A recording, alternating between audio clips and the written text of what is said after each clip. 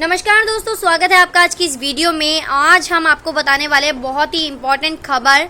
आप सोच रहे थे कि लॉकडाउन 5 होगा और सभी लोग यही सोच रहे थे, लेकिन लॉकडाउन 5 की जगह पर आई खबर अनलॉक 1 की।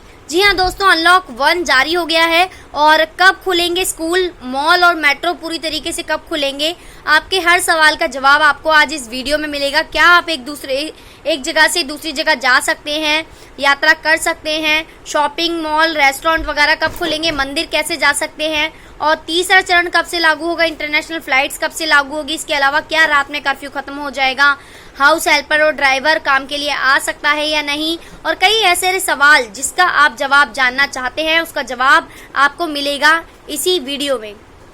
अनलॉक 1 के लिए गृह मंत्रालय द्वारा नई गाइडलाइंस शनिवार को जारी की गई हैं।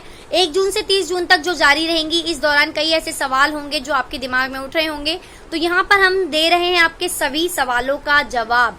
कोरोना वायरस से निपटने के लिए देश में एक बार फिर से लॉकडाउन को बढ़ा दिया गया है। लॉकडाउन 5 की बजाय केंद्र सरकार ने अनलॉक 1 का नाम दिया है। इसको लॉकडाउन है ये एक तरीके का, इसको नाम दिया गया है अनलॉक 1। तो क्या है अनलॉक 1? इसके लिए गृह मंत्रालय द्वारा नई गाइडलाइंस जारी की गई है। नई गाइडलाइंस के मुताबिक कंटेनमेंट जोन में भी अब भी पूरी तरह से पाबंदी रहेगी, लेकिन बाकी जगहों पर धीरे धीरे छूट दी जाएगी।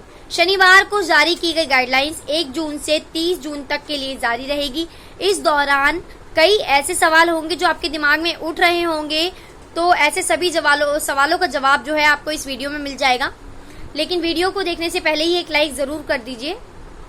सबसे पहला सवाल आप सोच रहे होंगे कि क्या लॉकडाउन पूरी तरह से खत्म हो गया है? तो आपको बता दें, जी नहीं, लॉकडाउन पूरी तरह से खत्म नहीं हुआ है, बल्कि इसे चरणबद्ध तरीके से कम संक्रमण वाले और बिना संक्रमण वाले इलाकों में खोले जाने की योजना जो है वो पेश की गई है। वहीं कंटेनमेंट जोन घोषित किए गए इलाकों में लॉकडाउन 30 जून के लिए बढ़ा दिया गया है।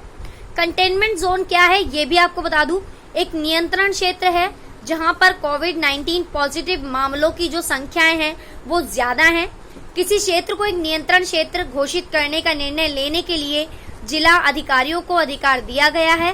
बड़े प्रसार के मामले में नगर पालिका वार्ड जो है वो नगर पालिका क्षेत्र, पुलिस स्टेशन क्षेत्र, कस्बे आदि की पूरी आबादी जहां से मामलों और संपर्कों की सूचना दी जाती है, उन्हें नियंत्रण क्षेत्र के रूप में लिया जाता है। जिले की रैपिड रिस्पांस टीम आरआरटी उन मामलों संपर्कों की सीमा के आधार पर क्षेत्रों की पहचान करती है, जिन्हें वे सूचीबद्ध करते हैं और जिनको नापते हैं। जो इलाके जो हैं कंटेनमेंट जोन में नहीं है, वहां किस किस चीज की छूट होगी ये मैं आपको बता दूं कि गैर कंटेनमेंट जोन में लगभग सभी गतिविधियों की छूट होगी, जबकि इन इलाकों में जिन संस्थानों और प्रतिष्ठानों को स्वास्थ्य एवं परिवार कल्याण मंत्रालय के सुझाए स्टैंडर्ड ऑपरेटिंग प्रोसीजर का पालन करते हुए बंद किया गया था, उन्हें चरणबद्ध तरीके से खोला जाएगा। तो लॉकडाउन को गैर कंटेनमेंट जोन इलाकों में कितने चरण में खोलने का प्लान है ये आपको बता दूं कि गैर कंटेनमेंट जोन में लॉकडाउन को 3 चरणों में खोलने का प्लान है। 3 चरणों में खोले जाने वाले जो संस्थान हैं ये सेवाएं 8 जून से शुरू होंगी, जिसके अगले चरण में अगले तौर पर जुलाई में शैक्षणिक सेवाओं के शुरू करने पर विचार होगा। इन चरणों की सफलता के आधार पर ही चरण 3 में सार्वजनिक परिवहन सेवाओं आदि को खोले जाने का जो फैसला है वो किया जाएगा। और पहले चरण में धार्मिक स्थल जैसे कि मंदिर, मस्जिद वगैरह और होटल, रेस्टोरेंट और अन्य हॉस्पिटैलिटी सेवाओं की शुरुआत होगी। इसके अलावा शॉपिंग मॉल भी खोल दिए जाएंगे। हालांकि इस दौरान सामाजिक दूरी और कोविड-19 संक्रमण से बचाव के लिए सुझाव सभी नियमों का पालन अनिवार्य है। हाँ, 8 जून से आप इन जगहों पर जा सकते हैं, शॉपिंग मॉल में, मंदिर में, रेस्टोरेंट में, मॉल में, बशर्ते ये कंटेनमेंट जोन में न आते हों। साथ ही यहाँ पर सामाजिक दूरी और संक्रमण से बचाव के लिए अन्य उपायों का भी पालन करना बहुत जरूरी है। दूसरे चरण में स्कूल, कॉलेज, शैक्षणिक प्रशिक्षण देने वाले कोचिंग संस्थान आदि खोले जाने का विचार है।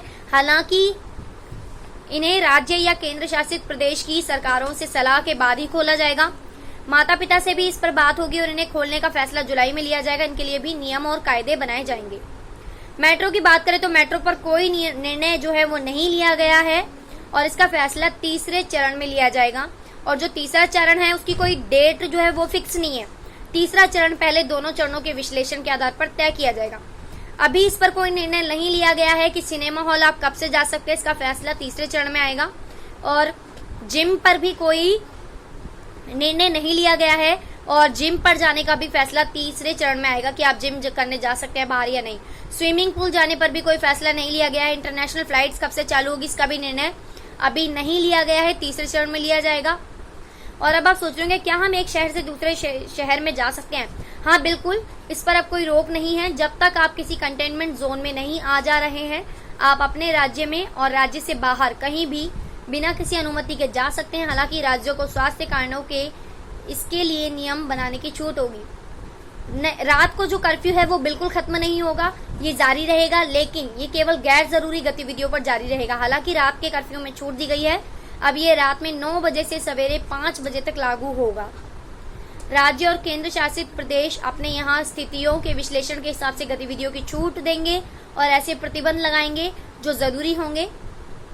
जिन लोगों को अधिक खतरा है, जैसे 65 साल से ज्यादा उम्र के लोग, जिन्हें कई बीमारियां हैं, प्रेग्नेंट महिलाएं और 10 साल से कम उम्र के बच्चों को घर पर रहने की सलाह दी गई है।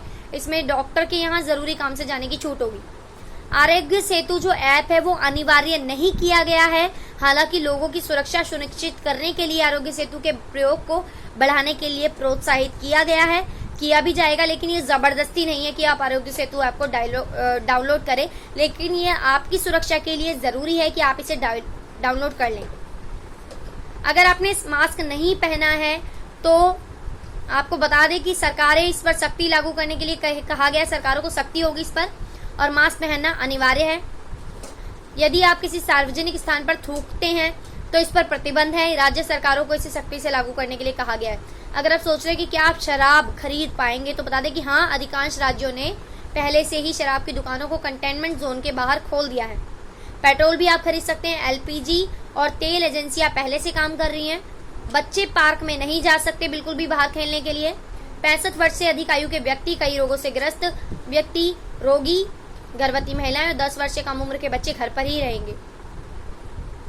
आपके जो हाउस हेल्पर हैं और ड्राइवर हैं वो कंटेनमेंट जोन में पहले से ही, उनको गैर कंटेनमेंट जोन में अनुमति दी गई है, लेकिन केवल अगर RWA अनुमति देता है, जिसे बाहरी लोगों के प्रवेश पर निर्णय लेने का अधिकार है। अब आप सोच रहे होंगे कि क्या दोस्तों से मिलने जुलने और उन्हें मुझसे मिलने की अनुमति है?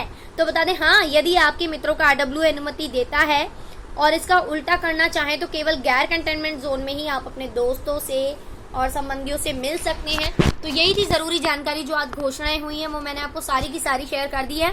इस वीडियो को ज्यादा से ज्यादा लोगों तक पहुंचा दीजिए, क्योंकि इसमें हर एक वो सूचना है, हर एक वो सवाल है जिसका जवाब आप जानना चाहते थे और उसका जवाब आई होप आपको मिल गया होगा। तो वीडियो को शेयर कर दीजिए अभी इसी वक्त अपने ग्रुप में। इसको वीडियो को शेयर करना बहुत जरूरी है ताकि हर एक व्यक्ति को ये जानकारी मिल जाए और वो अपनी सुरक्षा को अच्छी तरह से समझ सके। तो ये जो इन्फॉर्मेशन है इसको शेयर करने के अलावा वीडियो को लाइक करना बिल्कुल भी ना भूलें। इसी तरह की इन्फॉर्मेशन और जानकारी आपको मिलती रहेगी। कुछ पूछना चाहते हैं इस सूचनाओं के बारे में, इन जानकारी के बारे में, तो कमेंट बॉक्स में क्वेश्चन पूछ सकते हैं। मैं आपकी हेल्प करने की पूरी कोशिश करूंगी। इसी तरह की इन्फॉर्मेशन और जानकारी आपको मिलती रहेगी। वीडियो देखने के लिए thank you so much friends.